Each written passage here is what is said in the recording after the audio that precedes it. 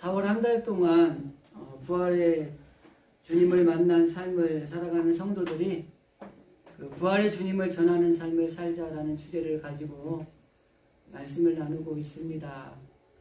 부활하신 예수님을 만난다는 것이 우리 인생에 굉장히 놀라운 변화의 전환점이 됩니다.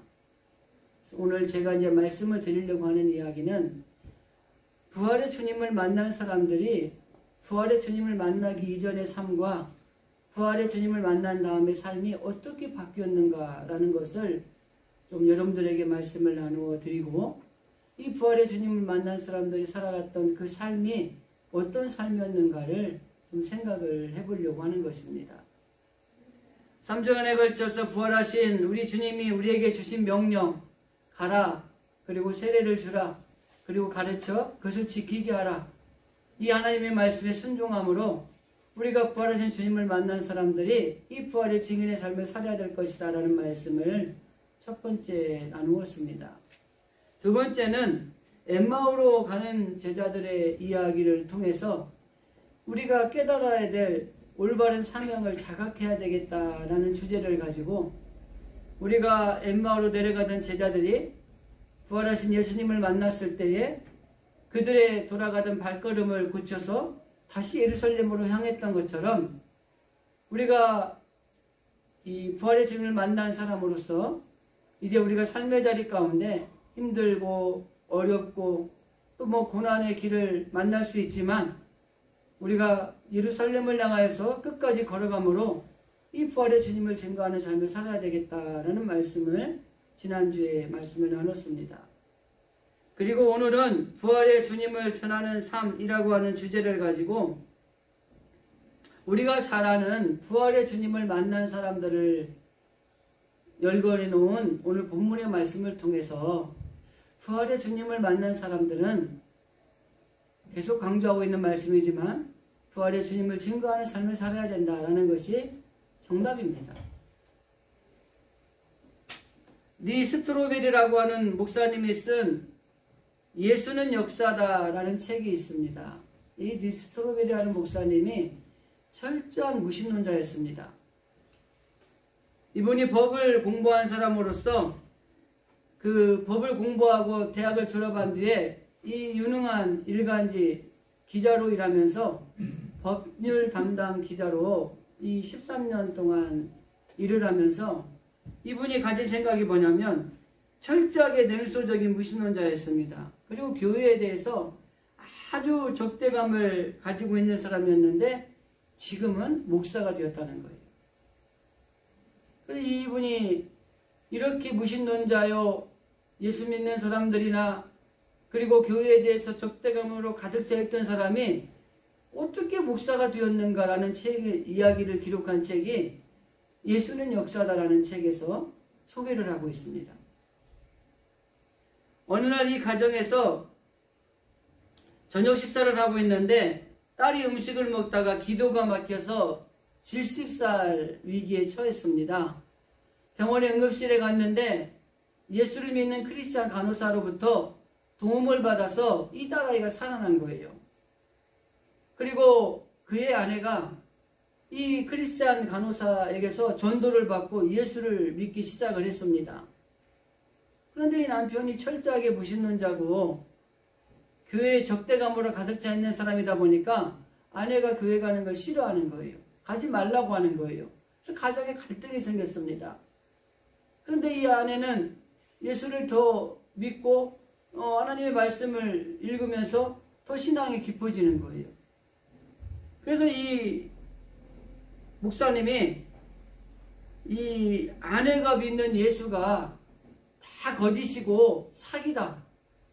그뿐만이 아니라 모든 크리스찬들이 믿고 있는 것이 다 속아서 예수를 믿는다고 교회를 다니는 것이다라는 걸 증명하기 위해서 13명의 각 분야의 전문가들을 찾아가서 예수는 가짜요, 부활도 거짓이다 라는 것을 증명하기 위해서 이 13명의 전문가를 찾아가서 인터뷰를 합니다. 그 중에 첫 번째로 성경 번역가로 유명한 프리스턴 신학교의 명예교수인 매치거 박사를 찾아가서 이렇게 질문을 합니다. 1세기에 기록된 성경이 원본이 자꾸 사라지고 그랬을 때 내려와서 지금 남아있는 것은 그 4분에 불과한 것인데 이것이 성경의 내용이 믿을 수 있는 것입니까? 라고 이렇게 질문을 한 거예요. 그러자 이 성경 봉헌학자인 이 메츠거 박사님이 그 사람에게 이렇게 말합니다. 고대 히랍의 성경과도 같은 호머의 일리아드라고 하는 것은 650여 개 정도의 사본이 남아있는데 그것을 역사적인 원본으로 인정을 해준다는 거예요.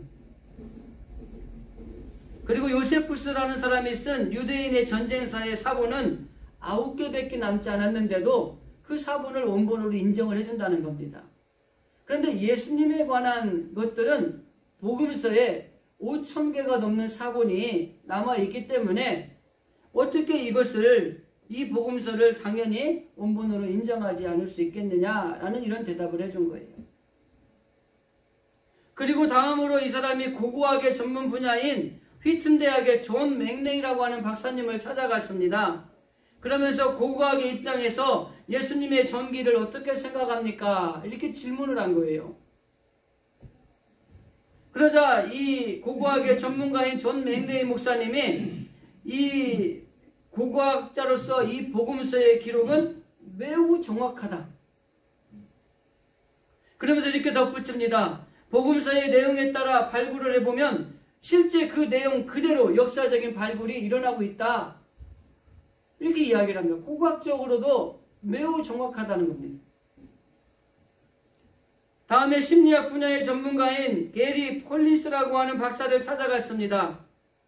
예수님이 자신이 하나님의 아들이라고 주장하는 것은 예수님이 미쳤기 때문이 아니냐? 라는 질문을 했습니다. 그런데 이 게리 콜린스 박사가 이 질문에 이렇게 말합니다. 단호하게 말합니다. 아닙니다.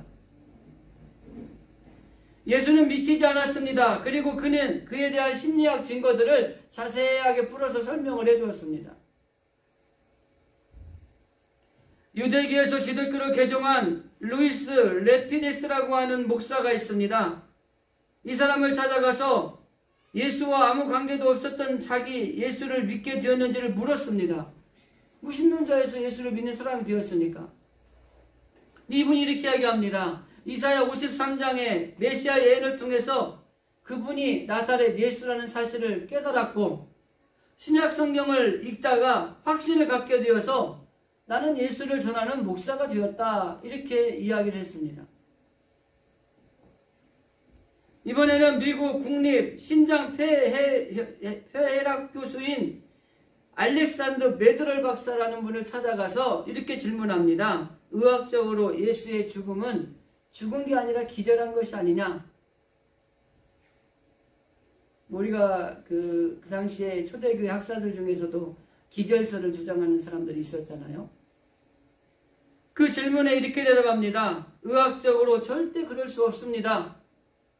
예수님은 이미 매를 맞고 피를 많이 흘려서 의학적으로 볼 때 저혈당 쇼크 상태에 있었고 그 당시 로마 군인들은 이 사형을 선언하는 전문가들인데 그가 예수님의 심장과 폐를 찔러서 확인했을 때 그는 분명히 죽었다는 것입니다. 가장 탁월한 무신론 철학자와 논쟁하여 승리한 게리 하버스라고 하는 박사를 마지막으로 찾아갔습니다. 그래서 그에게 이렇게 물어보는 겁니다. 예수는 부활 후에 정말로 사람들 앞에 나타났는가? 이분이 이렇게 대답합니다. 죽은 사람이라면 사람들 앞에 나타날 수가 없습니다.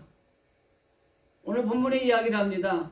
게바에게 나타나시고 12제자에게 나타나시고 500여 형제에게도 나타나시고 야고보에게도 나타나시고 자기에게 맨 나중에 나타나시고 그 전에 사도들에게도 나타나 보이셨다. 이렇게 말씀하면서 이렇게 많은 부활의 증인이 있다는 것은 예수님이 부활하셨다는 것이 확실한 증거다.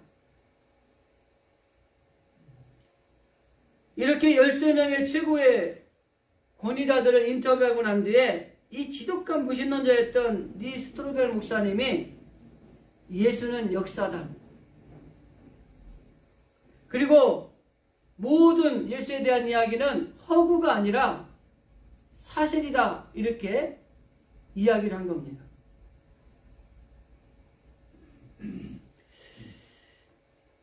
여러분, 부활이라고 하는 것을 막 이해하고 논리적으로 과학적으로 증명을 하고 이렇게 해서 믿는 사람들도 있는 것 같아요. 이 성경은 뭐라고 말씀하냐면 이미 예수님이 부활했다고 증언해 놓으신 거예요. 예수님은 십자가에 죽으신 뒤에 사흘 만에 다시 살아나셨습니다 라고 분명히 성경이 증언해 놓고 있습니다. 그런데 이 스트로벨 목사님은 자기가 가진 논리 그리고 이 예수님의 부활에 대한 완전한 이해, 여러 가지 전문가들을 만난 증명이 되고 나서야 예수는 역사다, 예수에 관한 모든 이야기는 허구가 아니라 사실이다, 이렇게 결론을 내렸다고 하는 것입니다. 우리에게 이러한 논리나 이러한 걸 연구할 수 있는 명석한 머리가 있지 않지 않습니까? 만일에 우리가 이렇게 이해하고 논리적으로 증명하고 이렇게 해서 내가 예수는 역사다 라고 결론을 내린다면 아마 저는 평생을 연구해도 예수를 못 믿었을 겁니다. 그런데 정말 감사한 게 뭐냐면 우리들에게는 이렇게 이해나 논리적으로 증명을 하지 않아도 예수님이 부활하셨습니다라는 사실을 믿을 수 있는 이 믿음을 우리에게 주셨다는 게 얼마나 감사한 일인지 모른다는 거예요.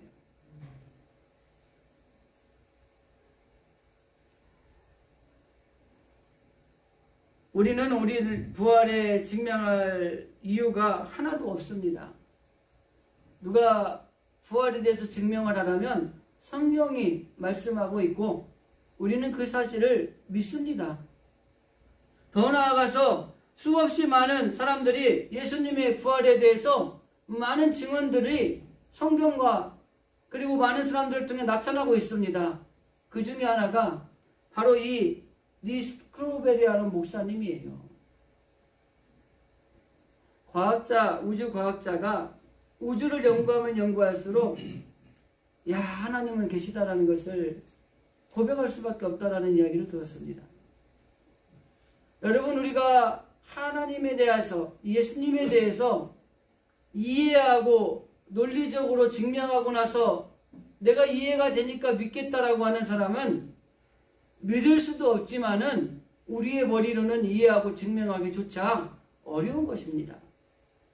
그래서 이미 성경이 말씀해 놓았고 수많은 증인들이 있기 때문에 예수님이 부활하신 사건은 우리에게 그냥 믿어지는 거예요. 믿는 것입니다.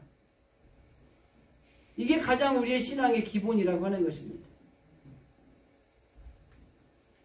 예수 부활을 경험했던 사람들의 이야기는 성경 속에도 많이 등장을 합니다.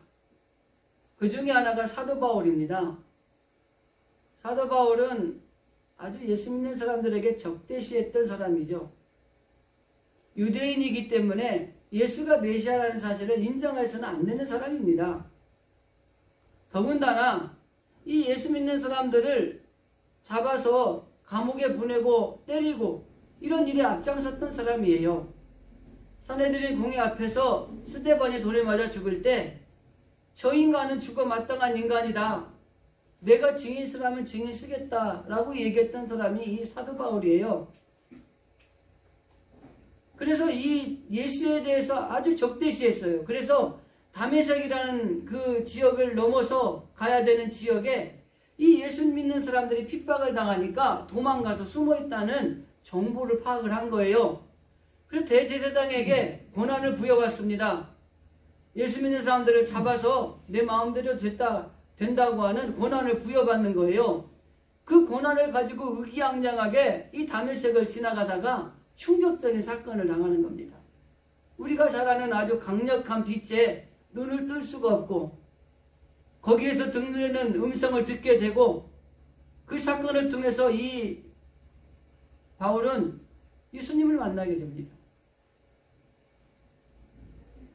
그런데 이 놀라운 사도 바울의 삶이 달라졌다고 하는 것입니다. 다메섹을 거쳐서 믿는 자들을 잡아서 그들을 감옥에 넣으려고 가던 그 사람이 이제는 예수님의 복음을 증거하는 증거자로 바뀌었다고 하는 것입니다. 여러분, 이 바울이 이렇게 바뀔 수 있었던 가장 결정적인 사건이 뭐예요? 부활하신 예수님을 만났기 때문이라고 하는 것입니다. 사도 바울이 이렇게 바뀔 수 있는 이유는 다른 게 아닙니다. 예수 믿는 사람을 핍박하고 그 사람들을 잡아 가두며 죽이는 일에도 서슴지 않았던 사람이 이제 예수님을 전하는, 예수가 메시아라고 자기가 핍박했던 그 핍박이 자기에게 온다고 할지라도, 돌에 맞는 일들이 생긴다고 할지라도, 목숨을 내놓아야 될 일이 생긴다고 할지라도 예수는 메시아라고 증거하는 삶을 살아가는 사람으로 바뀐 결정적인 이유 한 가지는 그가 바로 이 다메섹에서 만난, 부활하신 주님을 만난 이 사건이라고 하는 것입니다. 오늘 본문의 말씀에도 보면은 이 사도 바울처럼 그 주님을, 부활하신 주님을 만났던 사람들의 이야기가 기록이 되어 있습니다. 예수님의 제자였던 게바, 즉 베드로죠. 베드로가 주님의, 부활하신 주님을 만났습니다. 베드로만이 아니라 12제자에게도 나타나셨고 심지어 500여 형제들에게도 나타나셨습니다. 그리고 야고보에게도 나타나셨고 맨 나중에 만삭되지 못한 자신 바울에게도 보여주셨다, 이렇게 고백을 하고 있는 내용이라고 하는 것입니다. 그런데 예수님, 부활하신 주님을 만난 사람들의 공통점이 하나가 있어요. 모두가 다 부활하신 주님을 만나기 전에는 나약했던 사람들이라고 하는 것입니다. 베드로가 어떤 사람입니까? 예수님의 수제자잖아요. 예수님과 함께 옆에 붙어 다니면서 3년 공생의 기간을 다니면서 많은 기적을 봤습니다. 정말 가르침도 아마 제일 많이 가르침도 받았을 거예요. 수제자니까. 그리고 기적을 행하시는 것도 봤을 것이고, 그런데 예수님이 고난을 당하자 예수님을 모른다고 3번을 부인하는 이런 나약한 이 마음을 가진 사람이 베드로였습니다. 그런데 이 베드로가 부활하신 주님을 만나고 나서는 사내들인 공의 앞에서 그 엄청난 권력 가진 사람들이 질문을 하는데도 예수님은 메시아다, 이렇게 선언합니다. 더 나아가서 목숨을 걸고 복음을 전하는 일에 생명을 바치는 이런 사람으로 바뀐다는 것입니다. 나머지 제자들도 마찬가지입니다. 베드로와 다르지 않습니다. 예수님이 고난을 당하시고 체포당하시니까 우리도 해를 당할까봐 두려워서 뿔뿔이 흩어졌습니다. 그랬던 제자들이 부활하신 주님을 만나 뵙고 나서 다 주님을 위해서 목숨을 바치며 복음을 전하는 부활의 증인들이 됐다고 하는 것입니다. 야고보는 어떤 사람입니까? 여러 가지 이 야고보에 대한 설이 나오지만 예수님의 동생 야고보라고 우리는 성경학자들은 보고 있어요. 이 야고보가 아마 어떻게 보면 예수님이 메시아라는 걸 제일 믿기 어려울 겁니다. 동생이잖아요. 그죠? 제가 여기에 있으면 목사 같고 목사님 하고 그러고 어디 밖에 나가도 목사님 하는데 우리 집에 가면요, 야인마입니다. 야인마가 어떻게 목사라고 인정을 하겠습니까? 그죠? 근데 지금은 좀 시간이 흐르니까요, 우리 형님들도 그러고 배 목사 이렇게 얘기를 해줘요. 옛날에 한참 어릴 때는요, 야! 너 저 가서 뭐 가져와. 전 집에 가면 심부름꾼이에요. 뭔 권리가 있습니까? 누가 나를 목사로 보겠습니까? 예수님도 똑같았을 거예요.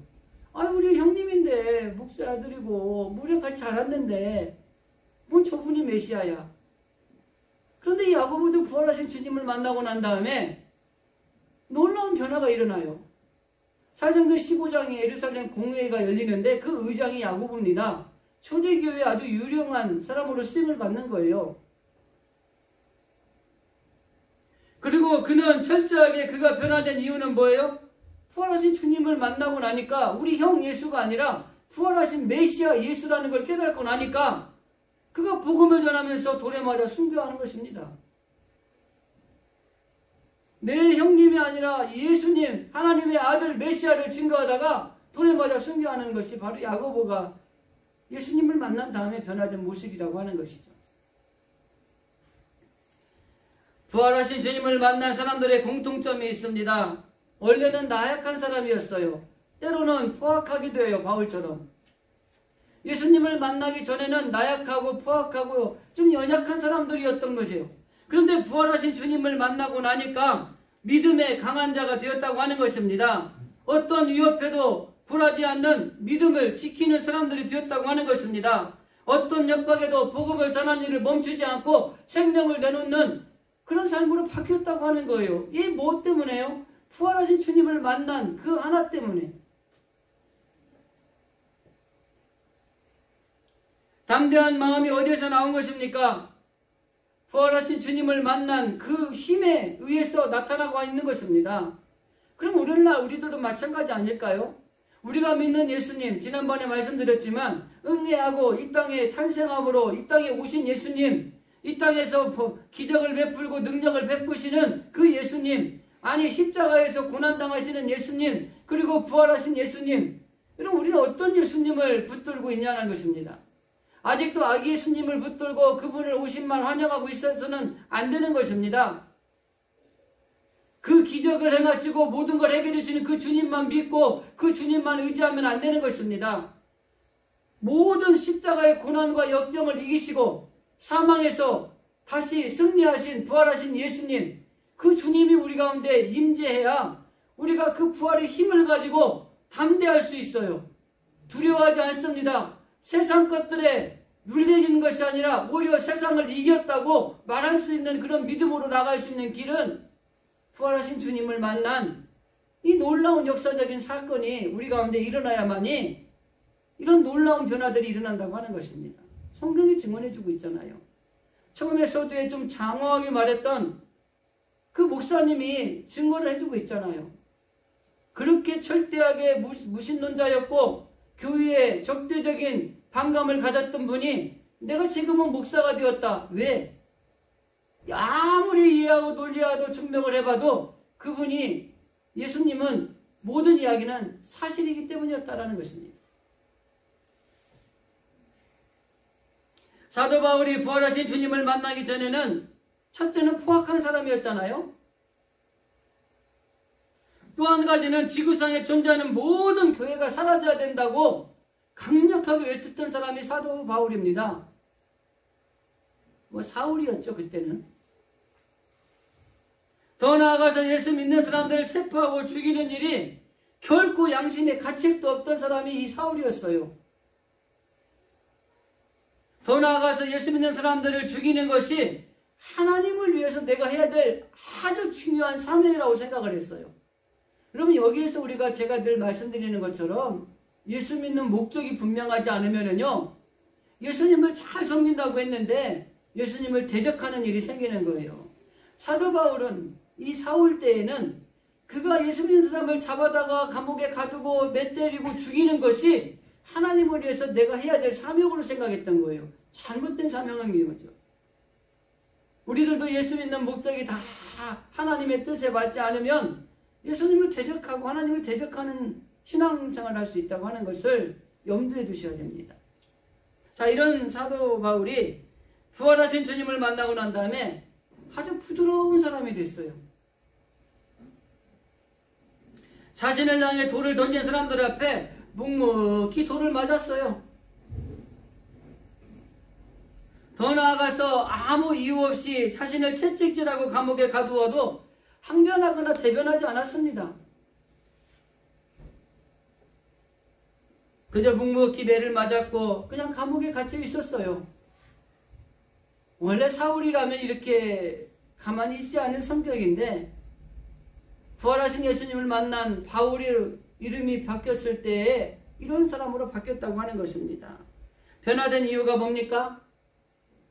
부활하신 예수님을 만났기 때문입니다. 부활하신 주님을 만나면 인생의 변화가 일어납니다. 부활하신 주님을 만나면 인생의 방향이 달라진다고 하는 것입니다. 세상에서 출세하고 세상에서 떵떵거리면서 자기 만족을 위해서 살려고 몸부림던 사람들이 이제는 하나님의 영광을 위해서 목숨을 바치는 삶으로 바뀌어지는 것입니다. 이게 부활하신 주님을 만난 사람들의 인생의 변화가 된 모습이라고 하는 거예요. 더 나아가서 세상을 두려워하고 위축되어서 세상의 권리망에서 도망치게 급급했던 사람들이 이 부활하신 주님을 만나면 두려울 것이 하나도 없는 담대한 사람이 되는 것입니다. 그래서 무슨 일을 만나도 뭐 큰일이죠. 큰일. 엄청나게 큰일을 만나도 막 그냥 불안하고 두려워하고 염려하고 걱정 근심하고 어떻게 방망 뛸 것이 아니라 부활하신 주를 만난 사람들은요 담대합니다. 그래, 하나님의 뜻이 있겠지. 이 일을 통해서 하나님이 나를 통해서 또 깨우치고자 하는 뭔가 의미가 있겠지. 그리고 담대하게 다 맞닥뜨리는 거예요. 그럼 주님이 해결하시는 겁니다. 많은 사람들이 문제가 생기면 첫 번째는 자기가 해보려고 그래요. 온갖 막 힘으로 막 부딪혀 보는 겁니다. 안 되면은요 도움이 될 만한 것들을 찾는 거예요. 그게 사람이든 뭐든 간에. 그래도 안 되니까 이제는 할 수 없이 하나님밖에 없구나. 그리고 그 다음에 하나님을 찾는 이 패턴이 있어요. 우리 믿는 사람들도 그러더라고요. 물론 뭐 그런 본인이 하려고 하는 열정도 있어야 되고 또 주변에 돕는 성질들이 필요한 건 맞습니다. 그러나 어떤 이런 일들이 생길 때 가장 먼저 우리는 하나님 앞에 내려놓고 하나님 이런 일들이 생겼네요. 이런 어려운 일을 만났네요. 하나님 어찌하면 좋을까요? 하나님 저는 할 수 없는데 하나님 이 일을 해결해 주실 줄 믿고 주님께 내려놓습니다. 이게 1번이어야 되죠. 그리고 나면은 그 다음 생기는 게 뭐예요? 하나님 저에게 지혜를 주시겠죠. 그래서 방향의 길을 열어주든지 누구를 만나게 해주든지 하겠죠. 그래서 그 다음에 이제 돕는 사람들을 만날 수 있고 그 손길들을 통해서 그 다음에 일들이 해결되겠죠.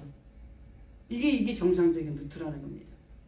근데 우리는 막 내 힘으로 싸우는 거예요. 안 되니까 옆집 사람 불러다 싸우는 거예요. 그래도 안 되니까 하나님 나는 아무것도 할 수 없네. 그리고 하나님 앞에 3번째 나오는 거예요. 하나님은 언제나 3등인 거예요. 그러면 안 되는 거예요.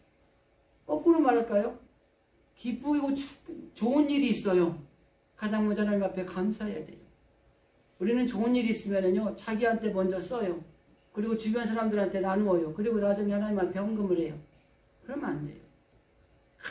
기쁘고 좋은 일 있으면 하나님 앞에 먼저 드리고 그렇게 중요한 거예요. 제가 총회에서 같이 일하는 목사님 교회에 나이 드신 집사님이 목사님을 찾아오셨대요. 그러더니 목사님 제가 마음에 짓눌린 게 있어가지고 제가 지금 10년을 살아도 사람이 아닌 것처럼 살고 있습니다. 뭐냐 하는 거예요. 자기가 10년 전에 하나님 앞에 100만 원을 드리기로 이렇게 기도를 했다는 거예요. 그러니까 10년 동안 그걸 못 드린 거예요. 근데 이 나이 드신 이 집사님이 암이 걸렸어. 가지고 보상금을 받은 거예요. 암이 걸려서 보상금이 나온 거예요. 그래서 내가 이거를 해결해야 될 것 같아서 100만 원을 가지고 왔다고 목사님한테 이렇게 드리고 간 거예요. 수요 예배 끝나고. 주일날 그 집사님을 목사님 만났는데 목사님 내가 마음이 이렇게 불안할 수가 없어요. 얼마나 편한지 몰라요. 암에 걸려서 치료를 받고 있지만 너무 좋다는 거예요. 우리가 예수님 부활하신 주님을 만나고 나면 어떤 어려움이나 어떤 시련이 오고 어떤 좋은 일이 있을 때 가장 먼저 주님을 생각하는 사람이 부활하신 주님을 만난 사람이에요. 너무 좋은 일이 있으면은요 하나님 앞에 먼저 감사해야 되겠다 이런 마음이 생겨야 돼요. 너무 힘든 일이 생기잖아요. 하나님 앞에 먼저 내려놓고 기도해야 되겠다 이런 마음이 생겨야 되는 거예요.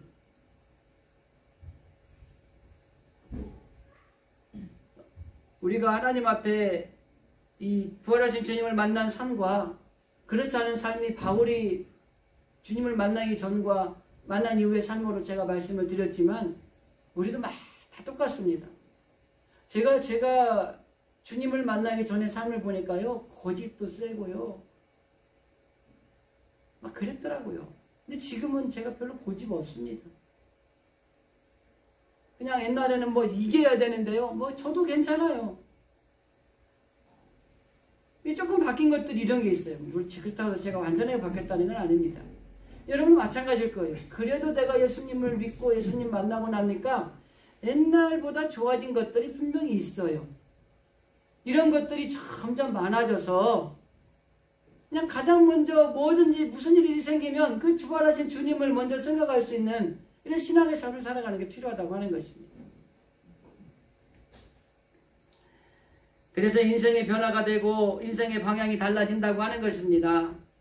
그래서 우리는 부활하신 주님을 정말 꼭 만나야 되는 것입니다. 여기도 보면은 바울도 말합니다. 그리고 여기 등장하는 모든 사람들이 뭐라고 고백하냐면 나는 부활의 증인입니다. 나는 부활하신 예수님을 만난 사람입니다. 이렇게 고백하는 거예요. 그러니까 나약했던 사람들이 담대한 신앙인이 되는 거예요. 포악했던 사람들이 부드러운 사람으로 바뀌는 거예요. 고집불통인 사람이 나누고 배려하는 사람으로 바뀌는 거예요. 그 이유는 딱 한 가지입니다. 부활하신 주님을 못 만났을 때 내가 그랬는데 부활하신 주님을 모셔드리고 그분과 함께 살아가다 보니까 바뀌는 거예요. 내가 막 바뀌어야지 막 이래서 바뀌는 게 아니라 부활하신 주님이 계심으로 말미암아 내 삶의 변화가 일어나는 거예요. 내 인생의 방향이 달라지는 겁니다. 세상을 향하여 했던 발걸음이 하나님의 영광을 위해서 발걸음이 바뀌어지는 것이고 내가 내 욕심만 채우던 이런 것들이 주님을 어떻게 하면 더 섬길 수 있을까? 주님을 어떻게 하면 더 사랑할 수 있을까? 이렇게 바뀌는 거예요. 그런 변화가 있어야 된다고 하는 것입니다. 부활은 증명하는 것이 아닙니다. 또 증명되어져서 믿어지는 것도 아닙니다. 부활은 분명히 성경에서 말하고 있는 역사적인 사실이고 우리가 그 경험을 통해서 이 주님을 우리 마음에 모셔드리는 믿음의 확신이 있어야 되는 거예요. 그래야 올바른 신앙생활을 할 수 있는 겁니다. 저도 마찬가지고 우리 모두 마찬가지죠. 몇십 년을 신앙생활을 했는데도 아직도 부활하신 주님을 온전히 만나지 못해서 여전히 세상 것들을 바라보며 살아가고 있고 여전히 문제가 생기면 불안해하고 두려워하고 있으며 세상에 있는 것들이 주님이 주시는 것보다 더 좋다고 생각하는 것들이 있다면 우리는 부활하신 주님을 온전히 내 마음에 모셔드리지 못하고 가짜 예수 거짓 그리스도인으로서 살아가는 신앙이 될 수 있다고 하는 것입니다. 복음을 전할 때 논쟁을 통해서 부활을 증명해야 사람들이 복음을 받아들이는 것이 아닙니다. 부활은 선포하는 것입니다. 예수님 부활하셨습니다. 선포하는 거예요. 더 나아가서 부활은 나의 삶을 통해 간증이 되어야 됩니다. 내가 부활의 증인의 삶을 살아야 된다는 거예요. 내가 부활의 주님을 만나고 나니까 내 삶이 이렇게 바뀌었습니다. 내 인생의 방향이 이렇게 바뀌었습니다. 이 주님을 만나보셔야 됩니다. 주님은 부활하셨습니다. 이런 증인의 삶을 살아가셔야 돼요. 그러기 위해서 필요한 게 뭔지 아세요? 내가 먼저 부활의 주님을 만나야 되는 겁니다. 주님이 그러잖아요. 나누어 주라 그러잖아요. 그죠? 나누어 주려면 줄 게 있어야 되잖아요. 예를 들어 돈을 나누어 줘야 되면 내가 돈이 있어야 누구한테 돈을 줄 거 아닙니까? 우리에게 신앙이, 믿음이, 뿌리가 있어야 그걸 나누어 줄 수 있는 거예요. 내가 부활하신 주님을 만난 확신이 있어야 이 부활의 주님을 만나라고 증거하고 살아있는 말씀을 전할 수 있는 것입니다.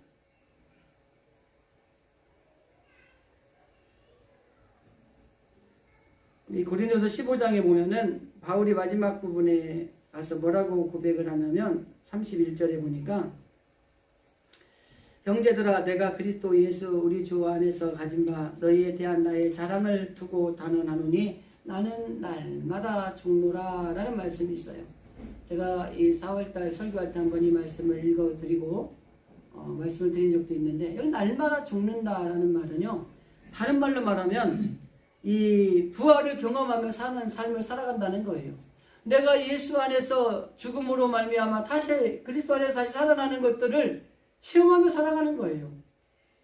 그러니까 세상에 대해서 나는 죽고 하나님에 대해서 나는 다시 살아가는 삶을 매일매일 그러니까 여기 바울이 나는 날마다 죽는다는 건 주에 대해서 죽고 주님으로 인해 다시 살아나는 부활을 내가 경험하며 살아가는 삶을 살아간다는 것입니다. 그러니까 우리는 부활절이 부활의 날에 기념하고 그냥 그날을 축제로 즐기는 날로 지키는 것이 아니라 우리의 매일매일의 삶이 부활의 삶을 살아가는 게 필요하다고 하는 것이에요. 그래서 바울은 그렇게 표현한 겁니다. 내가 단언하노니 나는 날마다 죽는다. 그럼 어떻게 사람이 날마다 죽습니까? 그러나 그는 분명히 말합니다. 내가 주에 대해서 죽고 의에 대해서 사는 거예요. 세상에 대해서 죽고 하나님에 대해서 사는 겁니다. 그럼 매일매일 내가 부활의 삶을 체험하면서 살아가는 거예요. 이게 우리에게 필요한 신앙의 초점이라고 하는 것입니다. 말씀을 정리하겠습니다. 사도 바울은 부활의 증인의 삶을 살았습니다. 그리고 이 시대 21세기를 살아가는 이 시대에 부활의 증인으로 바로 우리들이 부활의 증인이 되어야 되는 것입니다. 그러기 위해서 정말 중요한 것은 부활의 증인으로 살아가기 위해서 부활을 경험해야 되는 것입니다. 주님과 함께 십자가에 못 박히심을 통해서 죄된 나의 모든 것들은 죽어지고 다시 그리스도와 함께 다시 살아나는 부활을 경험하는 것들이 우리 안에서 늘 체험되어야 돼요. 그냥 부활절에 주님이 돌아가셔서 살아나셨다 이게 아니라 내가 늘 삶의 자리 가운데 죄에 대해서 죽고 내가 잘못된 것들을 십자가에 못 박고 그렇게 죽음으로 말미암아 다시 그리스도 안에서 새로운 삶을 부활하는 삶을 살아가는 것들이 내 삶에서 체험되어지는 것들이 있어야 돼요. 경험되어지는 것들이 있어야 됩니다. 그래야 그 부활의 체험과 경험을 가지고 우리가 담대하게 부활의 주님을 증거하는 부활의 산증인의 삶을 살아갈 수 있는 것입니다. 사도 바울처럼 부활의 증인으로 살아가기를 소망합니다. 그러기 위해서 매일매일 삶의 자리에서 부활의 주님을 만나는 경험과 체험이 우리 가운데 있기를 바랍니다. 그리고 그 만난 그 주님을 증거하는 삶을 살아가는 일에 우리 신실의 모든 성도들이 쓰임받기를 주님의 이름으로 간절히 기도드립니다. 이것이 바로 하나님이 원하시고 기뻐하시는 것이고 그리고 하나님이 기뻐하시는 것을 하는 우리들이 되어야 되는 것입니다. 일생을 살아가면서 하나님이 기뻐하는 이 부활의 상징으로 살아가는 부활의 주님을 전하는 삶을 살아가는 우리 진실의 모든 성도들이 다 되어질 수 있기를 주님의 이름으로 간절히 기도드립니다.